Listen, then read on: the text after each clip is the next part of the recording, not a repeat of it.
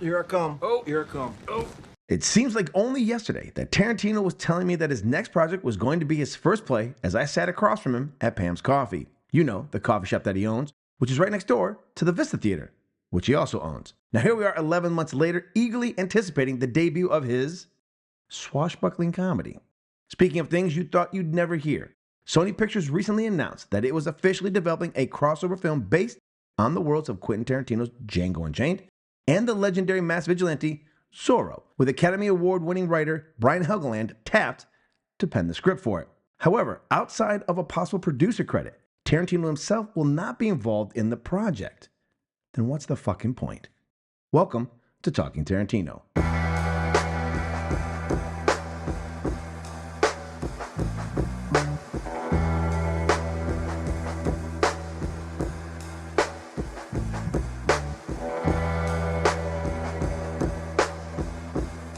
Welcome everyone to another episode of Talking Tarantino. I'm your host, the Reverend Scott K, and it is my pleasure to welcome to the show the host of the Force 5 podcast, a show dedicated to giving you 5 good reasons as to why you might like a movie. Joining us all the way from sunny California, it's Mr. Jason Kleeberg. Welcome, Mr. Kleeberg. And may Tarantino be with you Reverend always. Scott K, how's it going? It's going good. I'm glad to see you back in front of a mic, or behind a mic, I should say, in front of a camera. Yeah, I'm glad to see you've come back out of, I wouldn't say retirement. I would say a hiatus. And anyone who's done any podcasting knows sometimes it's time for a hiatus. Well, I had you on last year, and it was like, I can't go anywhere but down after this, because that was the best show we ever did. So it's like, you know what? You got to be Elway. You got to go out on top. I appreciate your lies. They're very nice, and it'll help my very fragile male ego sleep tonight. I'll use that as like the byline from now on. Oh, I shut other podcasts down. There you go. But no, I'm very happy to have you on. I've had your buddy, Mr. Abeta, on. He's been a wonderful, so like my favorite thing about our journey is I get to meet new people, and they add so much more to the show. It's better than just some bald bearded guy fucking running his mouth about Tarantino. Helps when other just people. Just fun talking movies. Yeah, fill that extra silence. Well, once again, I want to thank you for taking time out of your day to talk some Tarantino with me. And we're going to kick off these proceedings with the latest Tarantino news.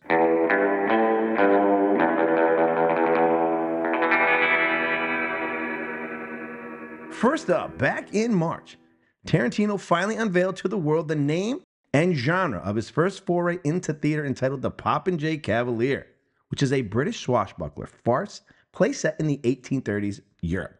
Now, Tarantino claims it will be a rambunctious comedy of deception and disguise inspired by the swashbuckling epics of both stage and screen. Now, during an interview on my podcast last August, he said that if the play was received well, he could adapt it to his 10th and final film. Mr. Kleeberg, many fans were surprised when he announced that his next project would be a stage play. My question for you is, were you surprised by the announcement, or does theater actually feel like the most natural next step for his storytelling career? I wouldn't say that it feels like the natural next step, but I certainly wasn't surprised. I know that he likes theater. I know he had a background in theater when he was growing up. He wanted to be an actor. So all that stuff is not a surprise to me. Whatever he does, whether it's movie, mini series, because I know he had talked about that a little bit, TV, it doesn't matter to me. He's a really great storyteller either way. And if you look at some of the things that he's put out before, they could easily be made as stage plays. Obviously, Hateful Eight was at one point considered to be a stage play. Even if you look at like Reservoir Dogs, that could be adapted pretty easily into a stage play. So no, it doesn't surprise me. And, I am looking forward to it just because it's something new and something different that we really haven't seen before. Yeah, it's going to be a big swing for him. One that could, parlay itself into a second, third career for him, or maybe if it's not received well, I don't know, one and done. One and done. He's out. Now, what are your thoughts on this becoming possibly his final film? That being a swashbuckling comedy set in the 1830s. I know, that's not on anyone's bingo card as far as what the final project would be. Yeah, I hope it is successful. And if it is successful, maybe he does adapt that into a film. I don't care what his final film is. I'm sure it's going to be fantastic.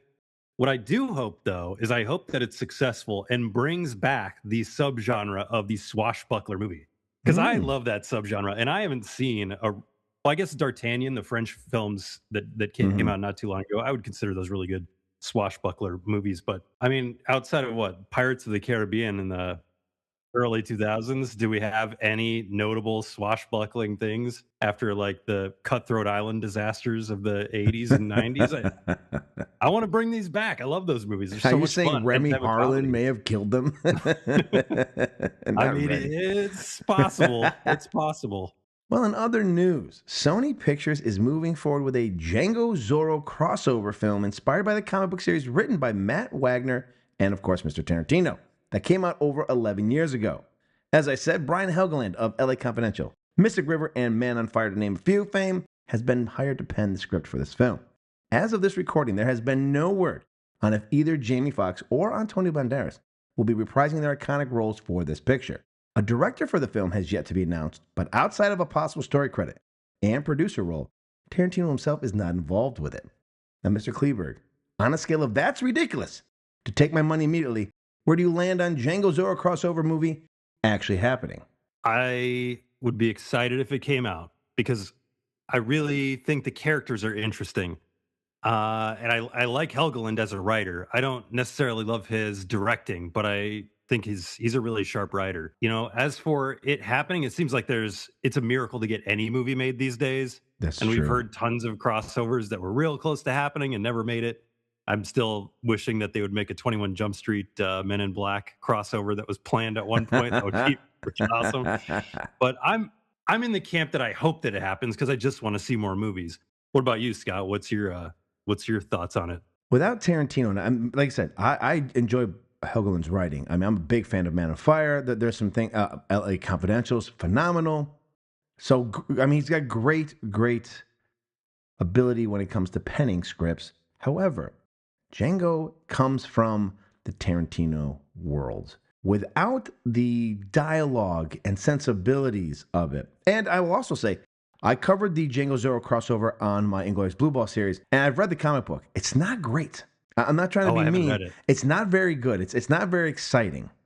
And so, I don't know. And if these two characters don't reprise their role, is there really any point? I guess it would come down to if we get both Banderas and Fox to sign on, it comes down to who do they direct. And for me, I have an idea. Who would you think should direct this film? Since obviously Tarantino's not going to. I have a good idea who I think should. But who do you think could actually bring this thing to life, have some of the Tarantino sensibilities, and also represent the Zorro infusion of it as well? I mean, it's got to be Rennie Harlan, right? Yeah, I mean, yeah, I was hoping we were going to. Yes, it's got to be ready. I think he's already signing on as we speak. The ink is on the paper. There we go. That'll get Fox and Banderas on board. I'm actually not. I don't care who plays the roles because Django is obviously Jamie Foxx is my favorite Django, but Django existed long before Tarantino was writing movies and long before Fox was involved in Django, and same with Zorro. Zorro's been around forever, so I'm not super attached to those characters. I think that you just have to have an adventure that's worth putting these two characters on the Very good same point. screen. Now, I haven't read the comic book. Actually, when you sent me this story, that was the first time I ever realized there was a comic book, which Oh. surprises me because I was on social media back in the day. I figured I would have heard about Tarantino co-writing a comic, but that wasn't there. In terms of directing, shoot, I think there's a lot of really good young directors who could take something like this and make something special out of it. Um, I think it really depends on what tone they're going for. If they're going for something that's kind of more dark and violent, which probably could be the case if you look at like how Django came up. I mean, maybe like a Jeremy Saulnier would be fun Okay, to do something okay. like that and stretch his wings a little bit. If you want to do something a little more fun, shoot, that's a good question. I'm interested in who you would want to direct this. Robert Rodriguez. Oh, that would be really fun too. I think He Robert he could would do a really great bring job with this. Yes. the Zorro to life. Bring the Zorro to life. Also has, real good relationship with Tarantino. Even though Tarantino's really kind of stepped aside from it, but I think he would bring the sensibilities. It would be different, but I mean, Tarantino wrote obviously from Dusk Till Dawn, and I think Rodriguez did an amazing job. he does better when he doesn't write the stuff that he directs. I've always felt that some of his best films, Sin City, From Dusk Till Dawn, are stuff that he doesn't pen. It really does kind of sing on screen. He's a great director. I don't know if he's always a great writer-director outside of his Mariachi trilogy that he did, but I still think he would be the perfect choice. I think he's the guy who gets both Fox and Banderas on board if he was directing.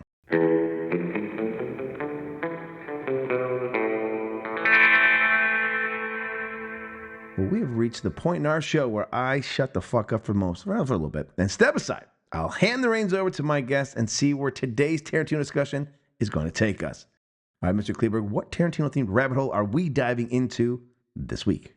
I've been rewatching a lot of Tarantino movies, not for any specific reason other than, every couple of years I like to go back and revisit. I have a superpower, my friend says, where I can forget a movie almost immediately. Like, I love it and I will forget it. So when I go back and I'll watch something, there's so much that I forget. Most Tarantino movies I can recite, but there are some that I still get thrilled when I watch them because I don't know every beat that's coming up. So I've been revisiting them. And one of the really interesting things about his movies are the character designs themselves. The clothes that they wear, the looks that they have, and how that all kind of defines their character. So I wanted to talk, and I'm kind of going back into my old Force 5 days, but I said, you know what? I'm going on Scott's show. He's going to have to edit this shit, not me. Why don't we do top 5 character designs? So that's where I'm rolling with mine. I don't know. Did you bring 5 of your own? I did. I wrote. Listen, all right. I have to. Like, we're putting Force 5 together with ranking Tarantino, and this is not something we've done. So, and it won't be something we do because it now lives in this form, and this is your discussion topic. So we could do other old episodes. Like, it's just that's why I turned the reins over. So, would you as you kind of the host, do you want to go 5-1? Do you want how would you like us to advance this ball? Let's go 5-1. I'll do my 5 first, and then we'll go in from there. All right. And, I actually have a bunch of honorable mentions. So if you say one, I'll nix it off my list. I'll have one to follow it up with. Okay. All right. Because he's got so many great characters. So I'm going to kick it off here with really the reason why I chose this topic, because he's so goddamn stylish in this movie. But I wanted to talk about Django's blue suit, because it is just one of the coolest images I've seen on screen. There's a painting that it's based on. The Blue Boy, I think, is the painting that it's based on. It's not just a cool looking outfit, but it's also it's fashion expressed through freedom, because it's the first time he goes into the suit shop and the guy's like setting him up, and Schultz like, you can pick anything you want. He goes, anything? Yeah, exactly. And he walks out with this because this is something that, he's an ex-slave, and coming from that world, there's no way you'd ever see somebody in that position wearing this. It is absurdly bright, which is totally the point. The comedic value when it's shown off the first time is amazing, but he just kind of makes it his, and it sets Django up as this performer. And really, it's the first time you see him wearing something like this, but he does it throughout the movie in different stints. And I love this outfit. It's something that if I could put something together like this for Halloween, I'd totally wear that suit. It's a comedic moment because when he says, I can pick anything, they literally cut to them riding up to Big Daddy's in their blue suit. And the audience, on the night I saw when opening night, just laughed hysterically at it. Also, the bright blue, as ridiculous as it seems, it's such a contrast from being a slave that they're playing parts. It sells the fact that he is not a slave because he is dressed. I mean, he stands out more than than Schultz does, who's supposed to be like, he's my valet or whatever they say, which still kind of says, like, listen, in the hierarchy, he may be free, but he's still beneath me because he's not white. Excellent pick at number 5. Well, my number 5 is a man who wears a nice satin icy hot jacket with a sweet fucking scar. He made a eye patch look sexy in the 80s as Snake Plissken, but it's Kurt Russell as stuntman fucking Mike. He's a combination of the outfit, the hair, the scar, but the car. Like, it all works. It's why in the second half of the movie, he's almost a background. He becomes the serial killer, the stalker in the second half of the movie. But in the first half, he, rarely do we have our killer right in front. He's almost more of a Norman Bates where we meet our killer and we talk to our killer and he's right there in front of us. We just don't realize And he's how eating deadly he nachos. is.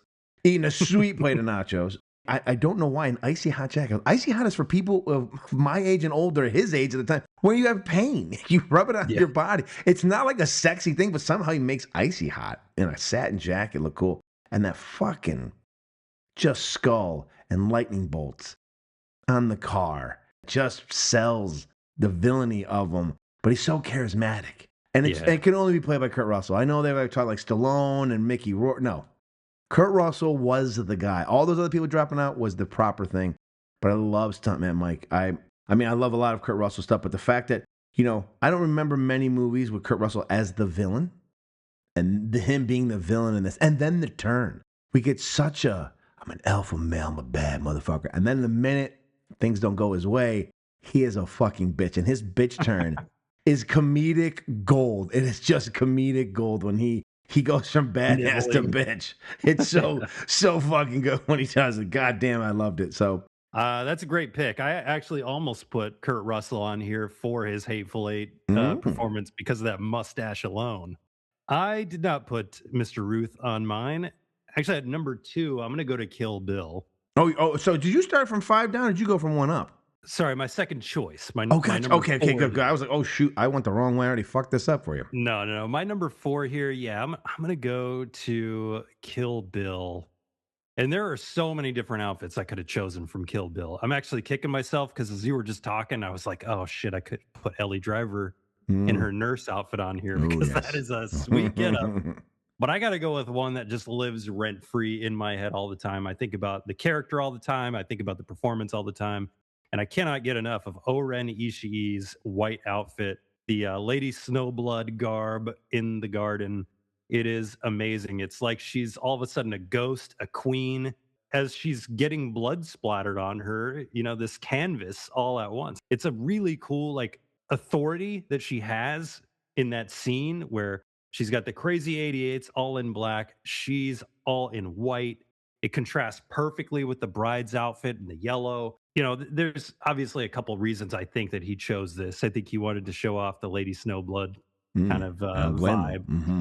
But I also think that it's designed for blood. The blood instantly against that white is really striking, and against the snow in that same scene. And Lucy Liu is just amazing as that character. She shows how she was made. She gets the most backstory of any of the villains in the movie.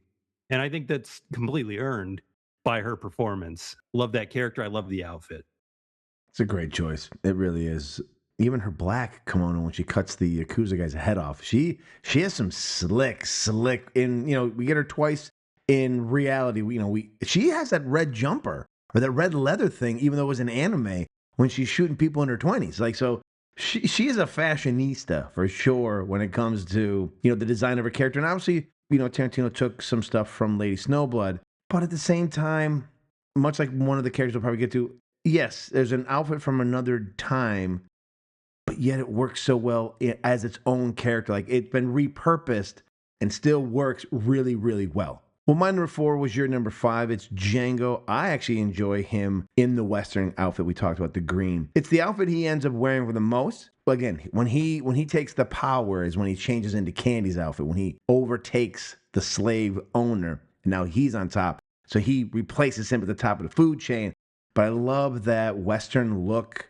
I mean, just the way it starts off with I've got a name. They go riding out. They're riding through the mountains. Are in the snow. He's shooting guns. I just love his look, like I said, with the glasses. And then when he even rides into Candyland with it, I mean, it gets Steven's ass hairs up. That's for sure. He doesn't like seeing him. He changes his whole attitude to play the black slaver. I mean, he is just electric. And it's just something about that outfit. It just really, really works. Like you said, it calls back to a time of Westerns that people of our age who watched it with our fathers would know, but yet it's still so almost fresh to us too, because that coat looked like something you could wear in the 90s during the grunge era or during the skating era. You know what I mean? Like it was just kind of like it parlayed, so still had an aesthetic that we could recognize. So Great choice. I'm gonna have to go rewatch Django again because I also could have put the red burgundy look on here because I think that's really it's interesting because when Candy's wearing it, it's almost like he's the ringmaster, Hmm. the predator, and then when you have Django wearing it, it's the same outfit, but it looks completely different because of Hmm. the way Django is and who we know he is. It looks different on him, even though it's the same stuff. All right, number 3.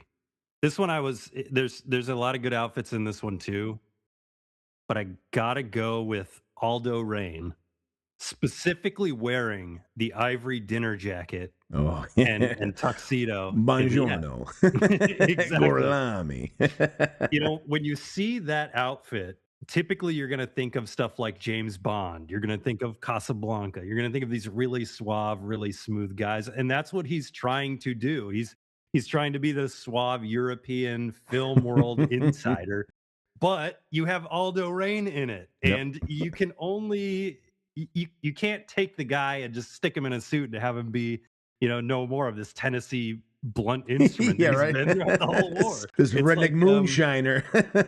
exactly. It's so funny. He's trying, it's an act of espionage in this theater. He's acting at this premiere, but his accent, his body language, they all completely blow it like immediately. You've got the scar and the tux, which are complete juxtapositions of one another. It's turning that Hollywood elegance on its head. And instead of having this suave spy, you have this hillbilly vaudeville routine with him and the rest of the guys. And he's a barbarian in this formal wear, which I think is really, really interesting in that white smoking jacket when everybody else is in their, German garb. I think Yeah. it's a really interesting scene. And the way he and Eli Roth and everybody play that scene is just perfect. There's Brilliant. so much Yep. comedy in there, but there's also a ton of suspense. It's a really well written scene, but And he puts a swastika in the head of Londa later in it anyway. So yeah, it's a good look. right. That's right. The only type of good Nazi is a dead Nazi. That's for What I sure. say. For me, number 3, it's an aesthetic. It's the black suit with the short, thin black tie. It's the Jerry curl. It's the mutton chops, sideburns, and it's the Fu Manchu. It's just Jules Winfield. Jules Winfield even makes the shorts and t-shirt look fucking badass. There's just something about the way Samuel L. Jackson as Jules Winfield. He makes everything look cooler than it should be. I can't imagine anyone else playing that role. I can't imagine him actually having an afro, which is what he was supposed to have. He came in with the Jerry curl wig. It works so well. I don't know why, but it just does.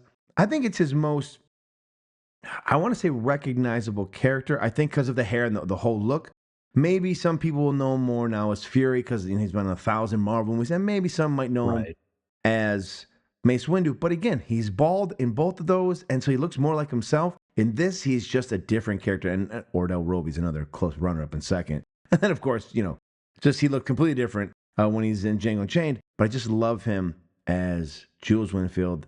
It's a simple outfit. It's a simple look, but the character and the presenter, as with our actor, just elevated to legendary status, icon status. Even though that should just be a simple, just a throwaway guy, just a walk-on, wise guy in the mafia movies. But Jules Winfield forever cements himself as a bad motherfucker. Yeah, and he's got really one of the only arcs where the character's just trying to become a better person.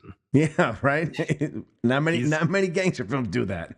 no, I love him and his character too. I actually almost put Vincent on here just for that banana slug outfit at Jimmy's, Yes. but yeah, Jules is a great pick. All right, number 2, I got a character in not many clothes, but it's certainly going to get your attention, and All that's right. Cliff Booth. Cliff Booth on the roof. My man, Cliff Booth on the roof. It will turn you if you are not of the male persuasion. it will certainly, get your Hey, tingle going. I always say that his roof moment is the Santanico Pandemonium moment for the ladies. Indeed, he's up there fixing an antenna, doing the man's work, just in jeans, no shirt, and he was like 50 something when It's he made unreal. that scene, Yeah. putting all of us to shame in the theater who are like, just can't look like Brad Pitt. He just looked amazing. And I swear, when I watched this in theaters, I heard several women Oh, gasp. 100%. Uh, I even heard a couple men gasp because you're just kind of like, oh you got to yeah, be kidding me. He's 15, looks like this. Yeah. and all of his clothes are really fun in the movie, whether he's wearing the really kind of, what is it, the Hawaiian shirt, and then he's got the jean jacket that he does wear with the jeans, and he just looks amazing. But when he's on that roof scene shirtless, he's the real stunt man behind that fake cowboy image. That's what I took from it. He's a great character, and that scene right there defined him. Man, he looks good. I'm looking forward to see what outfits I've seen just from the trailer for the Adventures equipped with what he's going to look like. I can only imagine. He better keep his goddamn shirt on, son of a bitch. I don't watch He's not trailers, so I haven't gonna. seen a thing from it. So Oh, he's wearing a I go couple into of all movies things. cold. Yeah. Well, you're probably smarter, but I can't help myself. Well, for me, number two, I kind of alluded a little bit, but this person has taken the Bruce Lee Game of Death jumpsuit and turned it into her own look now. I would go out on a limb and say, in the modern zeitgeist, she is the person who owns that suit. Not only that, but she also parlayed it into, which was brilliant, a motorcycle outfit. So the leather coat and the pants with that helmet go with, and then that's underneath it. And then you got the shoes. She is just unbelievable in it. And when you see her show up in it, those of us who were of an age who knew of Bruce Lee, one, great nod to him, loved it. But at the same time, every time I see it, like I do think of her. I just think of her in it, and she really wears it well. It's just iconic. And when you see her show up in it, motherfucker's about to die. It just gives you a joy. Some motherfuckers are about to die right now, and love it. And it looks good in blood when it's covered in blood, but it also looks good when she's fighting out in the snow. I mean, she's the brightest thing out there. I love the way that looks. I love the way she looks in it. I love the design of the bride. I mean, because she's got some other cool outfits. Like just even some fun ones. When she goes to Japan to get the sword. She's got a lot of cool little fun outfits, but nothing really surpasses her look. And I think if you say, what's the bride look like? This is the image everyone looks for. One of the things that I like about this outfit, and I almost put this on, I have this on my honorable mentions too. And the only thing that I can say that you didn't already is that it's a way to get around like the sexy assassin cliche, although Yes. she is, just because it's a Thurman, Mm-hmm. but like you don't feel that way. It's a martial arts image that makes her feel athletic and practical and disciplined, and you feel that Bruce Lee in there, but it's not purely sexualized. And I like that about this character because you're looking at her just like she is going to slice some people up, and that's all you're thinking about, even though she is a beautiful person and she looks fantastic in the suit. You're thinking of the power that she brings behind that suit, and I think that's really cool. All right, Scott, I'm at my number one here. All right. I got three that I could talk about, and I was kind of hoping you would have some of these on your list already, so I would have to, not worry about skipping them. But I'm gonna have to go. I'm gonna have to go with Ordell Rowdy. Oh, okay. I gotta All go with Sam right. Jackson as Ordell. It's the Kangol, the linen shirts. He just comes off as this charming hustler who then becomes quickly something that is very, very threatening. You can see like the Tarantino kung fu influence with the ponytail and the soul patch there, like almost comes off as like a Fu Manchu style look. It's something that I think only Samuel L. Jackson could make look slick. And he stays in this. A lot of Tarantino characters, they evolve as their characters evolve. We talked about Django, we talked about the bride, we talked about Oren, and Ordell's costumes don't really evolve, and the character doesn't evolve. You have Jackie Brown who's evolving, you got Max Cherry who's waking up, you got Lewis who's doing different things, but Ordell stays as Ordell, and I think that really comes through in his style. And it makes sense that as he's not evolving, at some point he's going to get outplayed. Excellent pick. And it's amazing. We only had one. Django's the only person that crossed over for each other. For me, the person who sold this to me was Tarantino last year when I asked him who's his favorite side character ever created. And he made such a great point as why this character design is amazing. It's Gogo Yubari. He brought an anime character to life. He plays with the sexualization of the schoolgirl look, making her look like dainty and hi, and all the things she does. She may be the most deadly person of all the people we come across. Well, who aren't Bill, Hattori, and Pai Mei. She's the closest person to kill Beatrix. No one else even gets close. Bud surprises her, but he's knocking her out and trying to bury her. He could have killed her. But in the hand-to-hand combat, she comes the closest. It's the weapon choice that they give her. The white sneakers when she gets stabbed in the foot, the blood. It's just when she is handling her Morning Star and the way that she is just fighting, and she goes from sweet to brutal. It really, really is that wolf in sheep's clothing, the Black Widow, as you think, oh, it's a sexy little schoolgirl outfit. Oh, I'm going to be attracted. I'm being pulled. And then next thing you know, she's gutting you in a bar because she thinks your Ferrari's a piece of shit trash. So I just love what Gogo is as far as how it really is playing on the male psyche, especially in the anime world as well. And they brought this person to life. And she lives up to it. And her name. I don't know why Gogo works. I don't know if there's another Japanese person named Gogo. I don't know if that's even a thing. But just Gogo Yubari, it just rolls off your tongue.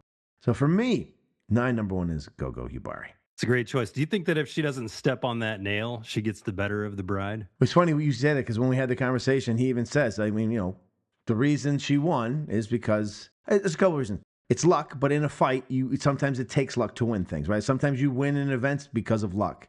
And because the bride is also seasoned. Gogo's not seasoned yet. Gogo has a little more seasoning underneath her, has been in the game a little bit longer. That never happens to her. She ends up killing the bride. But because the bride is a little more foxier than her and has been down this road before, that's why she's able to best her. Yeah, no doubt. Great lists. Yeah, there you have it, our top 5 list of Tarantinoverse character designs. Now, please hit us up on either our socials or email and let us know what your top 5 list would be. And those links can be found in the show description. But now it is time for our 2 for the road.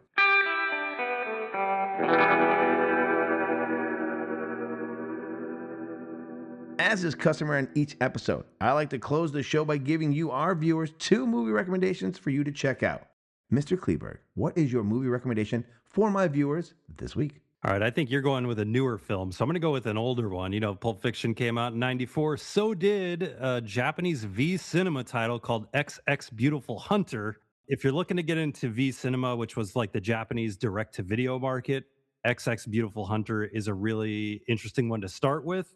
It's about a hit woman who is raised she's raised celibate by a religious mob. And during a botched hit, she realizes that she may like the touch of flesh, and she has to decide whether she's going to stay celibate and be a hit woman for that mob, or if she's going to enjoy the touch of flesh and go out on the run. And I think that if you're a Tarantino fan, if you're a fan of his movies, the violence, you're going to get a kick out of this, and really all V cinema. So go and check that out. I think Arrow put out the Bullets and Betrayal V Cinema Essentials box set. So it looks great. It sounds great. And it's a lot of fun. Damn, I'm going to have to check it out myself. Sounds amazing. Now, this is going to be completely out of my wheelhouse. I'm not a big fan of romantic comedies.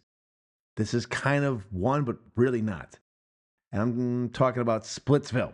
If you're in the mood for a smart, chaotic comedy that isn't afraid to get a little messy, well, Splitsville is absolutely worth checking out. The film takes what could have been a standard relationship comedy and turns it into something far more unpredictable, finding big laughs in awkward, painful, and often absurd realities of modern romance. The film has the energy of a classic screwball comedy, but it's tackling very contemporary questions about love, commitment, and whether anyone really knows what the fuck they're doing when it comes to relationships. What I appreciate the most about Splitsville is that beneath all the laughs and escalating chaos, there's a genuine curiosity about relationships and the complicated ways people try to find happiness. It's funny, sharp, occasionally cringe-inducing in the best ways possible, and refreshingly adult without feeling cynical. By the time the credits rolled, I found myself smiling at just how much fun I had.